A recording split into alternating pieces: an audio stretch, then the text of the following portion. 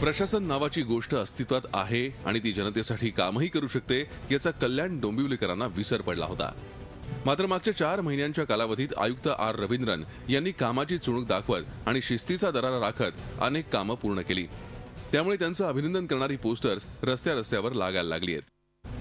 कल्याण आज म्हणजे बरीच वर्ष भकास आहे। रवींद्रन सारखी माणसं आली पाहिजेत आणि संपूर्ण कल्याण सुधारलं पाहिजे। बहुत अच्छा काम कर रहे हैं, उसके लिए पब्लिक का सपोर्ट मिलना चाहिए और जो मिल रहा है बहुत अच्छा काम है। असे ठोस पुरावे करून हे सगळी कामं करायला पाहिजे।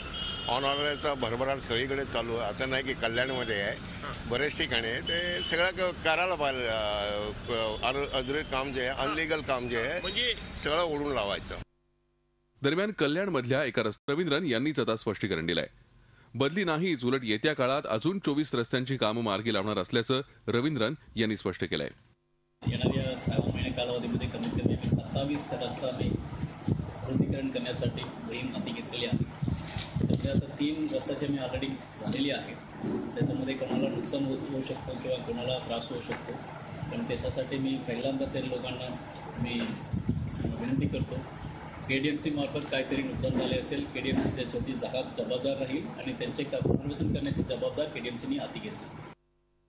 एखादा अधिकारी शहर स्मार्ट करण्यासाठी झटत असेल तर नक्कीच शहरवासियांना तो आपलासा वाटू लागतो। पण गेल्या कित्येक वर्षात केवळ राजकारणी आणि अधिकारी यांच्या घाणेरड्या युतीमुळे खुंटलेला विकास आता फास्ट ट्रॅकवर येण्याची शक्यता निर्माण झाली आहे आणि त्यामुळे नागरिकांना समाधान मिळतंय। विशाल वैद्य, झी मीडिया, कल्याण। झी 24 तास रहा एक पाऊल पुढे।